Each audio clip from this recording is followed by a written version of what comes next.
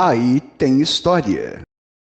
Bom dia, professor Vardy Marx. Bom dia, Marcelo, e olá, curiosos. Olha, Professor Vardy Marx, você, como eu, adora uma efeméride, né? Fico olhando no calendário ali para ver, bom, dia de comemorar o quê hoje, né? Vamos celebrar o quê? E amanhã, 12 de março, nós temos uma dupla comemoração. E uma dupla comemoração muito importante, não é isso? sim, porque amanhã é dia do bibliotecário. Se você é meu amigo, minha amiga, nós gostamos de efeméride. O que é efeméride? Você pode olhar no computador, mas pode também pegar um dicionário que você vai encontrar na biblioteca. Pega lá o dicionário e sabe que efeméride é uma data importante.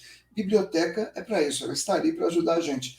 Então nós temos amanhã o dia do bibliotecário e o aniversário de um cara tão importante que se tornou símbolo da profissão de bibliotecário. E aí tem história. E quem é esse grande bibliotecário, então? Na verdade, ele é até mais do que bibliotecário, Marcelo.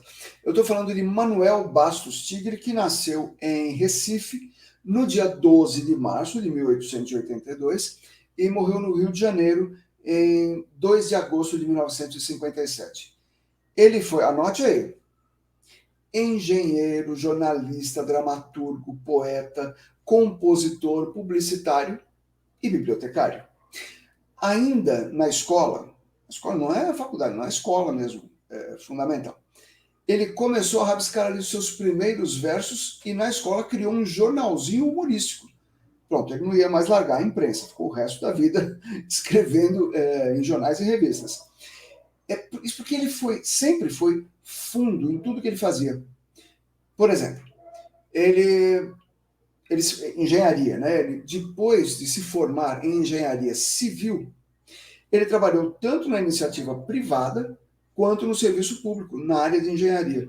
No primeiro caso, na iniciativa privada, ele foi para os Estados Unidos, ficou 3 anos lá, fazendo uma especialização em engenharia elétrica. Ele se formou em engenharia civil, foi lá, fez uma especialização em engenharia elétrica e, na volta, em 1909, ele se tornou peça-chave na filial brasileira da empresa General Electric. E no segundo caso do serviço público, no mesmo ano, 1909, ele serviu como engenheiro geógrafo lá no Ceará, no Departamento Nacional de Obras contra as Secas, que era um órgão do Ministério da Agricultura. Então, ele era uma figura que atuava, era conhecido, era importante no Nordeste, basicamente?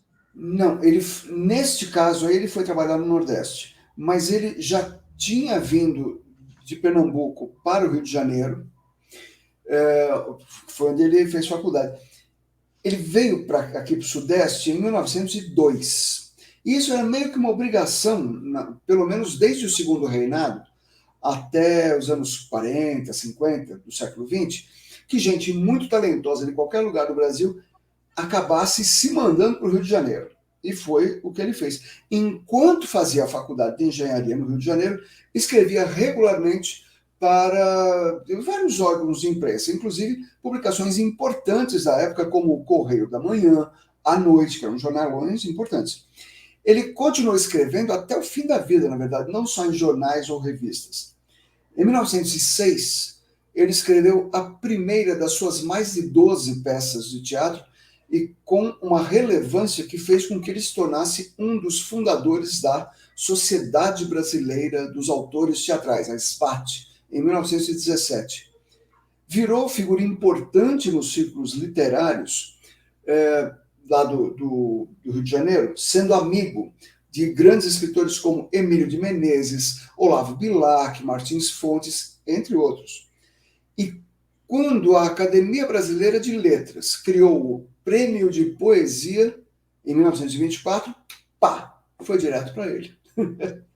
Em que momento entra a biblioteca nessa história aí? Só está faltando isso, né? É que eu me empolgo, né? É que ele era apaixonado por tudo que se referia a livros. Tem um verso dele que é muito famoso que diz: o livro é amigo mudo, que calado nos diz tudo. Aí, em 1915, fizeram o primeiro concurso público para bibliotecário. do Serviço Público Nacional. E ele prestou esse concurso e entrou em primeiro lugar.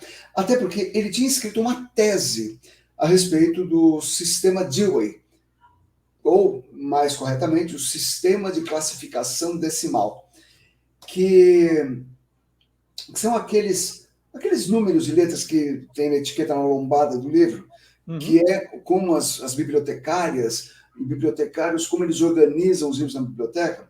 Isso é uma classificação de lógica matemática que o Bastos Tigre conheceu naqueles 3 anos em que ele morou nos Estados Unidos, e quem explicou para ele como funcionava aquilo foi um tal de Melvin Dewey, o próprio criador do método. Então, ele demonstrou que ele sabia as coisas mais importantes e mais avançadas na área da biblioteconomia. E aí ele passou em primeiro lugar no concurso. E faltou mais faltou também falar dele como publicitário. Mas ele trabalhou como bibliotecário no Museu Nacional, na Biblioteca da Associação Brasileira de Imprensa, na Biblioteca Central da Universidade do Brasil. E eu falei que faltou? Não, você falou que faltou ele falar dele como publicitário. É porque aí tem uma curiosidade. Gente, ele foi tudo. Será que foi... O que faltou? Não, foi publicitário também. Como assim? Foi, porque ele mexia com música também. Então ele compôs marchinhas de carnaval e tal, e ele era um grande autor de jingles e slogans. O nosso outro, além de ser bibliotecário, ele foi publicitário e autor de jingle. O professor Fábio Dias tem um vídeo sobre esse jingle que eu vou falar, que é o famoso chopp em garrafa. Sim, falamos dele agora no carnaval. Isso. Aquele chopp em garrafa que foi música de Ari Barroso, gravado por Orlando Silva em 1934, tinha a letra do Bastos Tigre. Agora, o Bastos Tigre criou um slogan que é um sucesso até hoje no Brasil e no mundo. O slogan é: se é Bayer, é bom. Uau! Ele é o autor disso. É isso. Sensacional! E quem não assistiu ao nosso programa de carnaval, essa história é muito legal, porque o professor Fábio Dias contou que esse foi o primeiro jingle gravado no Brasil. E Sim. Aí tem história também, porque antes as emissoras recebiam os jingles e cada emissora fazia com que seu elenco tocasse ao vivo ali as gravações, né? Então, tinha uma disparidade entre a qualidade de um jingle de rádio para rádio. E Sim. Esse foi justamente o primeiro jingle gravado. Então, todas as rádios tocavam o disco, era a mesma versão. A mesma versão com Orlando Silva, maravilhoso. Quem não assistiu, pode pegar o programa nosso de carnaval ou procurar na nossa playlist o Clube do Jingle e vai achar recentemente essa informação. Olha só, as coisas vão se cruzando, Sim. né? Aliás, o jingle é muito bom. É uma música de carnaval muito boa. E o professor Fábio Dias falou, vamos colocar ele inteiro, e ele não acabava, né? É um jingle de quase 4 minutos. Falei assim, não acaba esse jingle. Muito legal. Vardy, adorei. Essa história nunca tinha cruzado o nome às pessoas, o máximo.